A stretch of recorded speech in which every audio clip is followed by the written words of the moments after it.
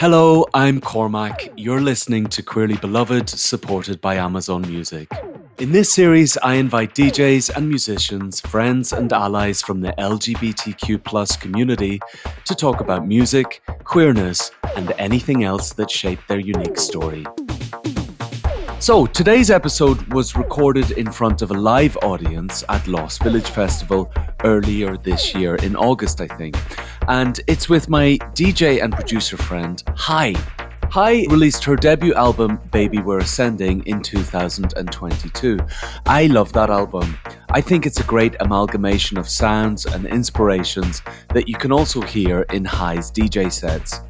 She's a unique talent, and you can really tell that she started out as a live musician in an indie rock band back in the day. She had her first DJ residency at Phonox in London in 2016 and won the Radio 1 Essential Mix of the Year in 2018, which is no mean feat. And as you will hear in our conversation, she's funny and she has a very warm, welcoming character, as is common with many of my Australian friends. So, lovely chat. You can find a playlist for all of the music mentioned in today's episode and every episode at the link in the episode description. So here it is, my live conversation with HAAi.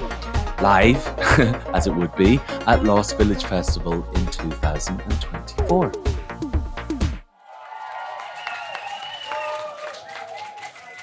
Hello. So the rain is our friend today. I'm sure you all came purely for the podcast, not escaping from the rain at all. So Queerly Beloved is a podcast that I started last year. Because I'm a music geek. I really love geeking out with other artists and musicians about music. And also I wanted to start the podcast because I thought in telling our unique stories with music, we could find commonality and kind of be better as a community, as a queer community, but also as a dance music community. So I've been inviting people that I'm curious to talk to and people that I love to geek out with. I'm absolutely thrilled to have HAAi today. It's been on my cards for a while to have them. Super talented DJ and producer. And I've seen some of their music choices and they're really good, so.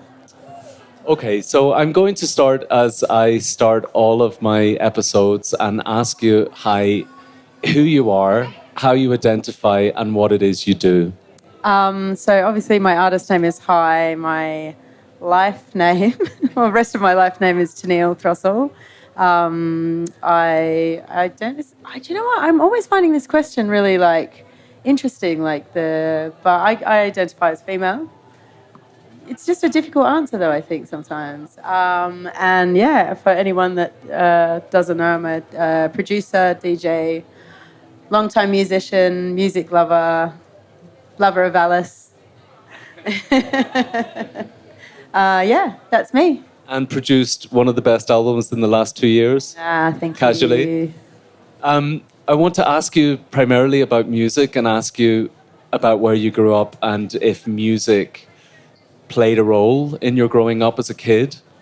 It did and it didn't. My family, I didn't come from a musical family, but there was moments in my life where there was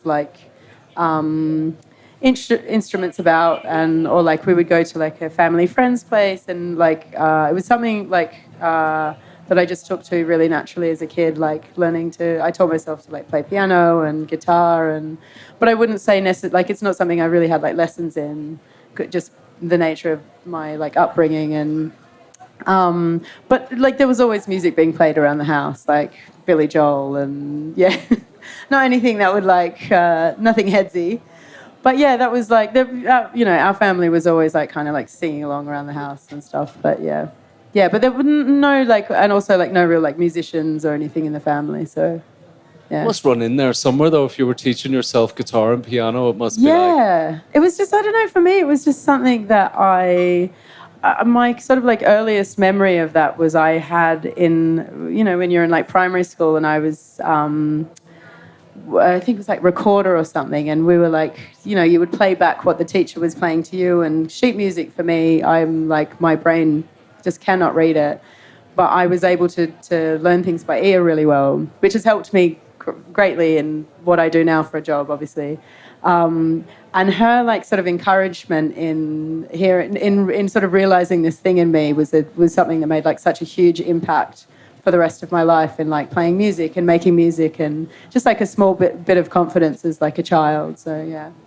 What do you think you were getting from music at a young age? I don't know. I think it was, I mean, like for anyone, I guess it was more of like an outlet and something that for me, there was a lot of things as a child that was sort of, you know, constantly changing for me, which I'm sure we'll cover at a point. But like for me, it was just something that was like a really like solitary thing that I got this like real like kind of energy from, which I didn't really find from other stuff. So yeah. But also I think the fact was because it was not something that was like, I was never sort of like forced or talked into doing like lessons or to learning an instrument or something. So it was something that because it was like such a personal choice, which is a rare thing as a kid because everything that you do is usually sort of directed by like your parents or yeah. So I think there was something that was maybe like, it was just like an independence, I guess, that I felt from it. Very nice. I want to ask you to choose an artist or a track or a record that reminds you of those very early days within your family? Well, I mean, there was so much kind of like my mum was listening to like I grew up in like a really like rural, remote part of Western Australia, and my mum was like listening to like chart music, whatever's on the radio, basically. But like I guess like my earliest memory was like, which I think I mentioned to you, the Bangles, Manic Monday. Yeah, it was like the first. I don't know if anyone maybe might be showing my age here, but it's a banger. But it was the first. I had like a little cassette player, and it was the first song that I ever learnt all of the words to it with my sister. And we would like rewind it back, write them down, and it was like we were so proud that whenever this song came on the radio, that we could like sing every single word. So that was like, for me, that was something that was like I still really feel like so connected to that song. Beyond that was like Alanis Morissette, huge part of my life. Yeah. First concert, Jagged Little Pill tour. Wow. Yeah. Yeah, so that was like, and also I like, you know, retrospectively when you think like that has actually played like such an importance in like seeing her on stage and how kind of like empowered she was and like, you know, and even now when I look back at like concerts and stuff, like I rewatched a bit of a documentary the other day just to relive, yeah, and and I was like, that's obviously played such a role in how I feel that I've like operated, or maybe it gave me like a little bit of like personal empowerment about doing this. Well, I think just like the voice of Alanis and the message and, you know, that kind of female frankness and absolutely yeah, incredible. She was really like singing about stuff that like it was, you know, it was like, so she was singing about like bitterness. It wasn't none of it was like sugar coated. She was like sort of, you know, it was a very like feminist in a lot of ways without sort of being packaged like that as well. So yeah, it's an incredible album. It's actually one of the best selling albums ever. It's huge, that album. And I bought one, so yeah, I think the Bangles was I think that was written by Prince, that track. Was it? I think so, yeah. Well, there you go. I'm pretty sure it's quite a good choice. One for the heads. Yeah. I want to talk to you about this idea of intergenerationality. It sounds very big and fancy, but really, you know, a lot of queer kids grow up often being the only queer in the family, which despite having a lot of love or whatever the family circumstance can be quite a isolating experience sometimes for some queer kids. Thankfully not for all. I want to ask you if you were the only gay in the village, or like, you know, did you have any queer family members growing up? Sadly, there wasn't. And it was a very interesting experience for me. I think because, again, like growing up in the time that I did, in the part of Australia that I did, was very, it was very rural. I'm sure you can imagine it's like quite sort of closed-minded in a lot of ways. And it wasn't until I moved to the city that I sort of started to understand a little bit more about myself, and also was just exposed to like queer culture. I had a couple of friends that were gay, and for me, even like that was a really big deal because I'd never hung out with anyone that was gay before, and then more and more I was like sort of meeting more queer people, and then I just started to realize that was where I really like fit in. And then, and then it didn't play out so well with my family at the time, but it's all good now.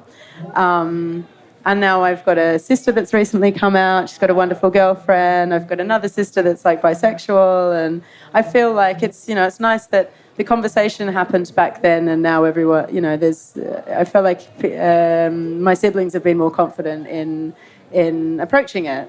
Yeah. The reason I asked that question is because for myself, for example, I very much disappeared into music as a result of that. Like, it could have been video games or books, and it was kind of books, but it was very much into music and albums. And, I'm very interested in this kind of unique relationship that queers or queer kids can develop with music. You speak about finding your community in a way, and I think that's a really important part for all of us. Until I found other gay friends and queer friends, I didn't really have any reason to celebrate being gay. I didn't Absolutely. I didn't have any good examples of it. So when I found my community, that was like a total game changer. It gave me strength and bravery to kind of come out and to say to my family. And I think, community, like studies will now show us that community is what keeps us well and healthy as we get older, and being able to find it at a young age. I certainly found mine through music as well. Is there a track that maybe reminds you of finding those gay boys you mentioned? Well, there is. I would say there's not really a track that represents that time in my life, but there's like retrospectively, there's a tune that I play this often in special occasions, and it's like, for me, this is and I'm sure you know this track really well. It's called, it's by the Scat Brothers, and it's called Walk the Night. It's called Walk the Night. And basically, it's like they were really like, I think it was like around the 70s. It was sort of like proper like queer rebellion music, and there's so much groove, and there's so much like the lyrics are like, some of the lyrics are so filthy, but this particular track is about cruising, and it's just like, number one, it's such a sick song, but it's really like. For me, it was the first time that I'd heard like queer music being so honest about like a lifestyle, that I was like, it was so punk in a way, because it was like in a time when it was like very, very dangerous to sort of like be out. And so for me, like listening to that song now, and like, well, once I was in kind of my like 20s and definitely like past my like coming out stage, I was like, I really wish I had that song at that time. Because it would have, when you hear something that it's like something that's just, they're singing about something that's so like, they're so comfortable just to be themselves, and it's such like a fuck you to anyone that's like against it, I guess. Yeah, it's really defined. It's kind of like a cooler Village People in a way. Absolutely, yeah. Yeah, I mean, that's still such a banger, and it gets sampled a lot, that track. Yeah. There's a really good crate bug edit that I play. Yeah, it's funny because I saw you. This was one of the tracks I mentioned that I told you were in for a treat, but I saw your suggestions the other day, and I actually started trying to make a track based on that. It's such a great track. It's a banger, isn't it? Yeah, actually, my version of that when I was a kid was probably seeing Mark Almond. Yeah. Or Boy George or something on the TV, and I used to hide behind the sofa. Yeah. Because I think I knew that there was something there that was in me, and I was afraid of it. I thought, nothing good will come of it, or there it kind of was a bit like feared in our house somehow, and I used to hide behind the sofa, and I really love Mark Almond still. So yeah, it's such an interesting thing. Like the like retrospectively, I think it's so interesting. And how did you make the transition then from finding your community, moving to a bigger city, and starting to work with music? Yeah, it's a funny one. So when I was I moved from a rural part of WA to Perth. I was a hairdresser for a very long time, original Scissor Sister. The sort of community that I was hanging out with, which was mostly lesbians. It was like the sort of like AFL football lesbians, and over time, they were such an important part of my security of coming out, I guess. But and then, just as life happens and things, you grow up and stuff, and then I was also like really deeply fell in love with hairdressing. Like, I just loved it so much. And there's obviously like so much queerness in this industry as well. And that was when I was like first met my first like trans friends and like more like queer male friends, and it was like exposed to this whole other side of like queer culture that I hadn't reached yet. And then within that, I was kind of like making music, but I was like playing like folk music, because it was, I had just like my little guitar and stuff, and it's something that just like evolved over years. And then it's the lineage is like is long, and we can pick out some like fun bits of it. But no, for sure. I mean, it's been interesting as well to see, like, because very often when I chat to artists who are working in electronic music, it's a more poppy or synthetic background, but seeing your more kind of indie and folky stuff, I totally relate to that, because growing up in an Irish house, there's a lot of traditional Irish music, but there was also Fleetwood Mac and a lot of stuff, and also more shoegazy and kind of more into indie stuff eventually. But I really hear that in your music now, actually. Yeah, it's something. I mean, my sort of musical path was when I moved from Perth to Sydney when I was in my early 20s. I started playing in my first band, which was like a spaghetti western band. I was like just obsessed with guitar music since I was a kid, and then that ended. Started playing in shoegaze bands. It was like we're listening to like My Bloody Valentine, Jesus Mary Chain. To be totally honest, like dance music for me was not something I loved like electronica, but it was like techno, and how it was not something that I had that much interest in, like, at all. I went to some like clubs and raves because I enjoyed having a pill from time to time. But like, I don't know if you might want to cut that out of the podcast. No, we can leave that in. Let's be honest, come on. But yeah, that was like, so I had been to it, but it was not really the kind of the music that I was listening to, and it wasn't what I was playing. And then, and then it wasn't until, I'm probably like skipping quite far ahead here, but like it wasn't until I sort of reluctantly took a friend to Berghain because she was being deported from Australia. And I was like still very much not, techno was not really for me. And I heard it in this space that I realized how much of a connection there was from... I just heard it obviously in the space that it was made for, and I heard how much of a lineage there is between that and krautrock, which I loved, and then to shoegaze and post-punk and everything, like all the dots joined for me then. And I mean, now obviously here we are. But like, when you kind of look back from like folk days and you're like, oh, actually this all makes sense as a pattern now that we're here. But if 15 years ago it had been suggested that I'd be doing this job, I would have been like, probably not. That was a good pill. Yeah, still going. But you do get to that point, I think, with, digesting sounds over a time where you get to that kind of cliche of good music is good music. Like, there's good music within all of it. And I definitely see the parallels between punk and kind of heavy techno, and also the energy that comes with it, or the ethos can be quite similar at times. Yeah, and it's something that, and I'm sure you feel the same way, like that when I first started coming up as a DJ, I felt like almost a bit ashamed that I didn't have this deep history in house and techno and or like a deep understanding, but I was learning so much. But I feel like having the past of like shoegaze and post-punk and has like painted such a different like sonic journey for both of us, I'm sure. Yeah.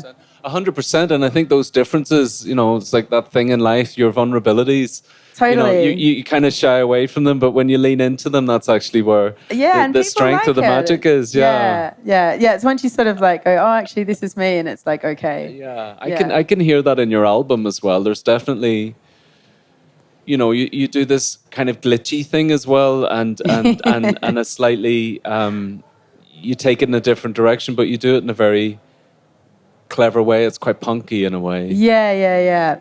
It's hyperactive, really, isn't it? It's like my attention span. We'll get into the mental health stuff in a minute. Yeah. Is there, I mean, you mentioned being in a club space with your friend and those kind of early days. So is that kind of around the time when you're getting into music? Have you started to think about DJing then? I was working on this bar in Ridley Road in Dalston in London, and after my band had split up, and I was like utterly devastated because I was like, that for me was like it. But I had been collecting records for a long time, but I didn't have turntables at home because I couldn't afford them, but the bar did. And so I started, but it was mostly like Afrobeat and Turkish psych and Turkish funk and a lot of like psych, like Thai psych, and just these really interesting records that we'd been listening to for years. And I was like, I think I could probably play some of these in the bar. And I did, and that was like literally how I learnt to DJ, was because there was just like decks there and they allowed me to like midweek. Yeah, and then as time went on, and obviously when I had my excellent pill in Berghain, but it did take me like a bit to get to like starting to like mix these kind of. I started playing more like on the grid kind of edits of the records that I had. Yeah. And did you have any DJs that you were paying attention to, or was it completely off? Not really. I had like a really good friend of mine, John Omar, who was really super supportive at the time, and still is obviously. He was someone that I really admire because he's got such an interesting taste in music, and he just really encouraged what I was doing so much. But outside of that, I was never kind of really looking outside of what I was doing because I never thought it would be a job for me, or like not a job, but I never thought it would be something that I would do because I was like, I'm a musician and I was just, I loved playing records. But then the more that I did it, the more I felt like it was something that I took to quite naturally. And I think when that happens, you just fall deeper and deeper in love with stuff. And I was learning about this whole other side of music that I had kind of like kept from myself for so long. That is just like, once you open up that can of worms, you like can't stop. I was in a band for a very short period of time as a singer, and hello. Yeah, I loved it, but I also found it hard to hide sometimes. Like if I was having a bad day, I found it hard to not show that somehow, or I felt very vulnerable, basically. It's such a vulnerable thing, singing, though. It's like 100%. Yeah, I would say it's the top of the pile with performance. Yeah, it was tough. When it was great, it was amazing, and when it was shit, it was really shit. Yeah.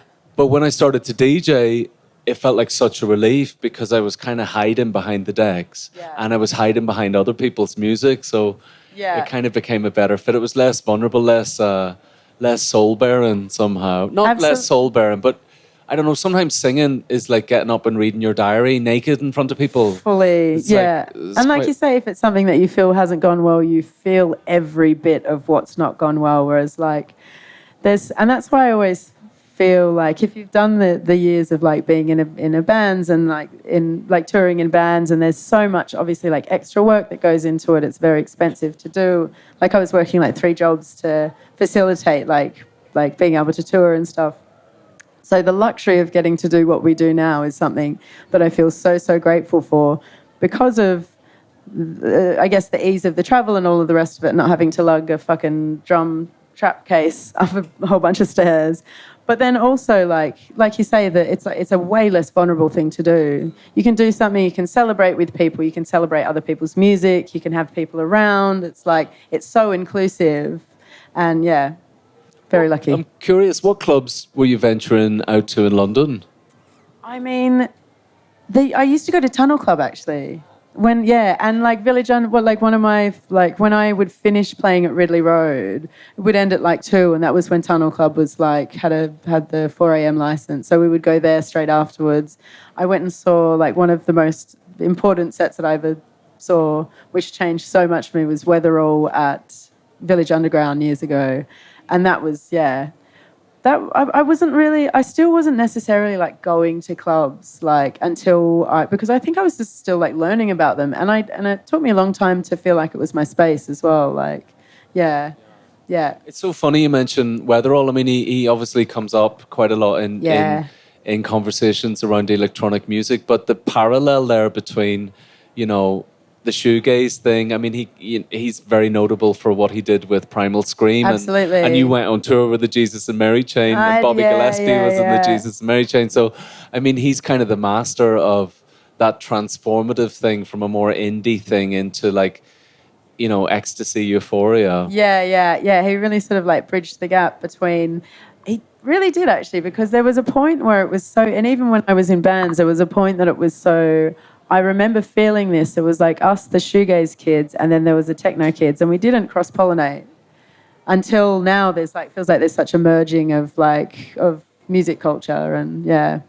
I think you're part of that, though. I don't think it's not always the most prevalent part of electronic DJ culture, but I think like you and Daniel Avery, absolutely, you're definitely part of that kind of more merging of that. I think it's really encouraging for all the indie goth teenagers. Yeah. Represent, anyone? We've all been an indie goth teenager at some point. Could you choose for us a record or an artist that you might have been playing from those early days of mixing? So there's one record in particular that I genuinely feel like changed the course of my musical life. And it was a record that I found in like a charity shop, and I just loved the sound of it, as is what happens when you buy a record. But I didn't realize how much of like an important or like record this was. But it's called it's by Escape from New York, and it's called Fire in My Heart. And it's a fucking ripper, this tune. And I didn't realize until I basically was playing this record at Ridley, and there just happened to be someone who was like a big booker. I genuinely think he just walked past at the right time, and he knew this record, and he was like, oh, she must know what she's doing. That was the only one I had. And I was like, yep. And off the back of that, he offered me a support slot with Jacques Green. That's incredible. Which led to me playing a few months later. Jacques Green, Phil, who's become a very good friend of mine. It was when Phonox in London just opened, and he offered me to open up for him the 2 weekends that he was playing, and I had just a really magical opening set, and they offered me a residency, and that sliding doors moment of if I didn't chuck that fucking record on, I don't know. That's amazing. But did you have like a support or following from the band as well? Like did people know you from the band? Yeah, a few. I mean, I still get a couple of messages every now and then being like, when are you getting the band back together? And I was like, never. Vastly underrated. Dark Bells. Yeah. It's funny how these things happen, isn't it? When I was started to DJ, in London, everybody asks you what you do before they ask you your name. And they would say, what do you do? And I'd say, I'm a DJ. And the minute I started saying it, people would start giving me gigs. And then you have to learn really fast because you just mortify yourself, car crash and mixes if you don't learn. Yeah. I actually, fun or maybe interesting fact, I learned because I didn't have turntables, but all I had was them at the bar. I had never used CDJs before. And I went to my friend's house when I had the first gig at Phonox, just as the warm-up, and my friend taught me how to use CDJs so that I could like do a set that was more than just these same records I'd been playing. And that was literally, and then I learned that on the job as well, and it was like, so I remember the switch from doing something that was like so physical and felt so natural to do to being like, there's so many fucking flashing lights and buttons and so many things that you can turn off rather than press and play and like, speed it up, slow it down. Was there a lot of mansplaining behind the decks? He at was times? very gentle. I mean, in the club, yes, absolutely. And I'm much better at pushing back these days. Yeah. I actually learned most of my DJ skills from women.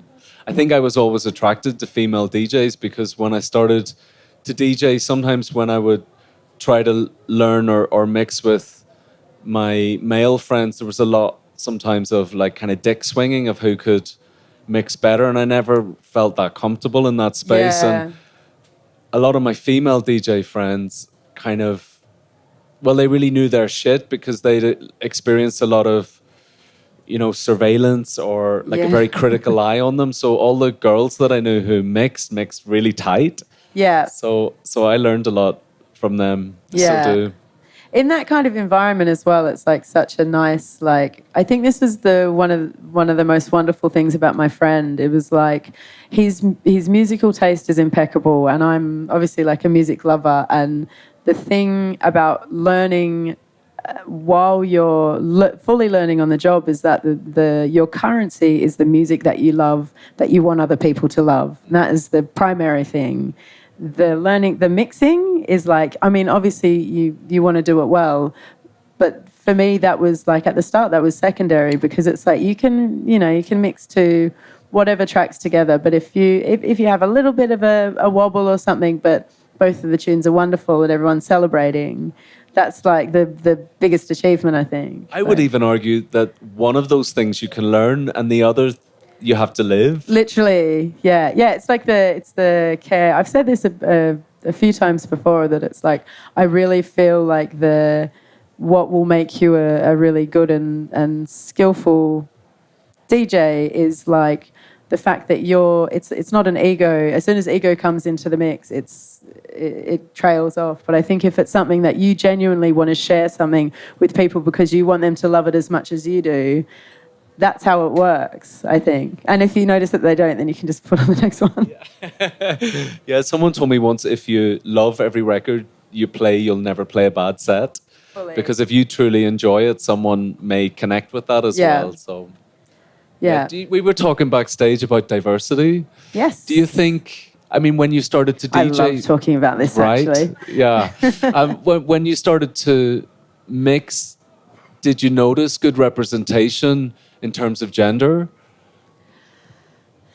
That's really interesting, because I came up in a time when I think this was when women were starting to be sort of pushed a little bit more, and I'm acutely aware that I was very much product of that. And I think that, like, as much as I had a very lucky break with Phonox, I think the fact that they were really needed to publicly seem more inclusive was like played a huge factor in me getting that residency. Also, I think I was pretty good, but there was so many people that were sort of like next in line for that. And I feel like at that time there was so many of us that were coming through that we were really trying to hold on to our space before we were able to, like, say, hold space for other people. Yeah, I felt it was such it was a really weird culture with women as well at the time, because I think because there was less space for us, everyone was really protective over what you were doing, and it felt like there was less. I mean, Maria, Blessed Madonna, it was an absolute exception to this, because she like took me under her wing, like, from as soon as we met each other. But I felt like there was so many, and there was no malice in it, but there was so many other women that I would be playing alongside of, but everyone was just so protective, because we were so worried that there wasn't always going to be enough space for us. But I feel like things have changed so much more now, and with like inclusivity and people that really care. Like, I feel like the people who have been marginalised really shout the loudest about inclusivity, because we know how important it is and also for making music interesting as well. It's like, yeah. Yeah, I don't want to hear any genre of music made from one perspective or one life experience. You know, I want like a whole kind of plethora of different inputs. I kind of feel these days, I mean, I'm trying to think if I had a similar experience when I started to mix, if there was only kind of, well, obviously as a guy it's different, but maybe within the gay scene. I remember not feeling very welcomed in certain parts of the gay scene because I wasn't really playing like what they wanted to hear, and I wasn't playing with my shirt off, and I don't know, there was all these other things going on. But now I just feel like a win for one of us is a win for all of us kind of thing. Absolutely. I like the idea of like just bring more people into the party. Yeah, exactly. And it's once you like I think it's such a wonderful position to hold, is like when you're in a situation where you can bring people into the space, and you can make people, like, you can represent, and then you can also show people that it's like it's much more easily done now, and there's like space for everyone, and also that it bears no threat to anyone else that's existed in this space before. Yeah. I think that comes with time, when you kind of realize like everybody does it different, and nobody can do it exactly as you do it. They can do it as they do it. And for sure. Yeah. So there doesn't feel like such a threat in that way. Yeah.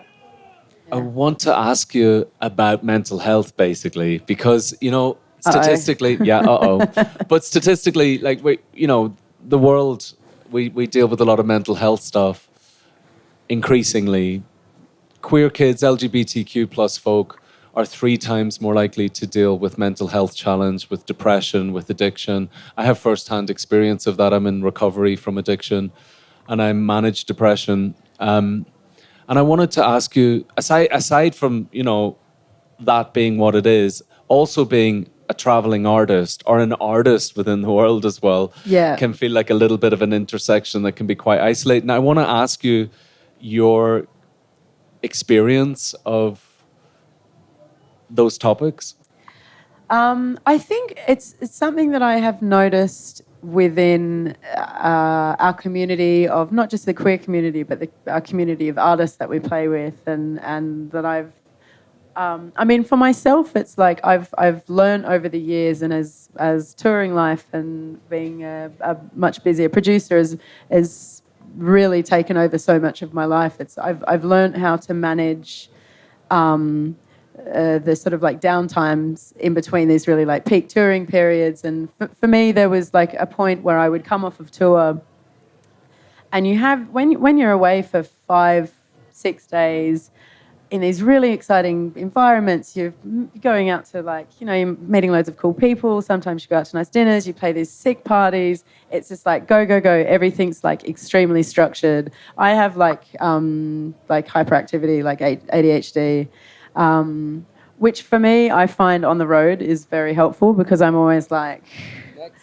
However, at the end of that, when the structure ends and I was at home and I would have say maybe like 4 days, there was a period where I would slump and I would become like quite agoraphobic, and so you'd have this one part of your personality that's like so outgoing, excited to meet people all the time, and then you would just be at home feeling like I couldn't even go to my studio, or like because you think, oh, I need to rest, and then you rest too much, and then. So that was like something that I learned to manage with just like having routine in the rest of my life, like when I'm at home. But even with like, I think something that I found like really important with friends and just seeing, you seeing like friends maybe like delving down the rabbit hole a little bit more because of how they're touring and their lifestyle. And it's, there's always a party that's available, and like most of us that do this job kind of enjoy that side of life as well. And I think with some of my closest friends, we like check in with each other quite a lot. And I found that like, it's just such an important thing just to make sure you're like keeping an eye on everyone. And yeah. Yeah. Sometimes I feel like those conversations, we don't have them enough. Like, I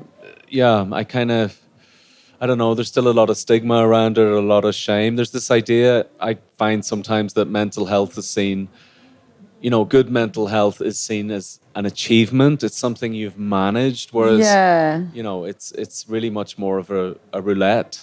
Absolutely. A lot of people suffer. Yeah, and I think, and a lot of people, I think it's like an acknowledgement as well. It's like, I think, it can be a blessing to understand that part of yourself as well, and then from there learn how you can exist with it, I guess. Yeah. And I think, I have like a lot of addiction in my family, and that's something that it's like it sort of always plays in the back of your mind as well, as because you think, I've spoken to my mum about this a lot because I've I felt it very important to, given our family's history, to speak to her about like recreational drug use and explain that there is a space that exists between like addiction and sobriety, and and that kind of honesty has been like so helpful for our relationship. And yeah, I think having, like you say, having conversations about those kind of things, about mental health, and even just like being really honest with your friends. That like I have so many great chats with friends of mine who are touring as much as I am about like what you do sort of in the spaces in between, because you have this really fucking privileged life of what we get to do, and I'm so grateful for it. But the sort of like the dips in between is something that I think you really need to have like a really good dialogue with people around you about it. And I think when you notice that pattern and realize it's quite common that creative dip or that energetic or mood dip after creativity, a lot of creatives talk about it, and then being prepared for it. Absolutely. So I always make sure, if I think that's coming, I make sure I'm in a nice place, like I'm, getting a massage or just doing something that's very self-caring and prepare for it, and just don't make any decisions that day. Yeah. Just keep it very. Do not very reply easy. to text messages. No text messages on a Monday or Tuesday. No way. Thank you for sharing that stuff. I think it's important My pleasure. we have those chats. It's funny when I'm talking to people, it's never for me a conversation about, when we talk about the drug stuff, it's never about sobriety or not, because I think like whatever works. Like Absolutely. if it's working, it's work. I mean, some people I've chatted with and they're like, their way of managing stuff is with mushrooms or with, so whatever works, I think is totally valid. For sure. Yeah. And I think it's like, like I say, the dialogue part is really important. Keeping yourself in check is really important. And keeping your friends in check is important. So. And music. Can I ask you to choose? Let's get back to music, shall we? Can I ask you to choose a track or an artist that you might lean on in tough times? Well, I guess like outside of like listening to dance music is something, because I do it so much. We do it so much for our jobs, and I still obviously fucking love it. But like when Alice and I are at home, we'll listen to like. I really love like Montel Fish. We're obsessed with Ethel Cain. I think anything that's like. Oh God, I can't think, like Khruangbin, like anything that's kind of like music that is so beautiful and that can like suck you in, but like I don't have to think. Because sometimes if you hear like a really sick like techno track, I'm like, I'll probably want to play that.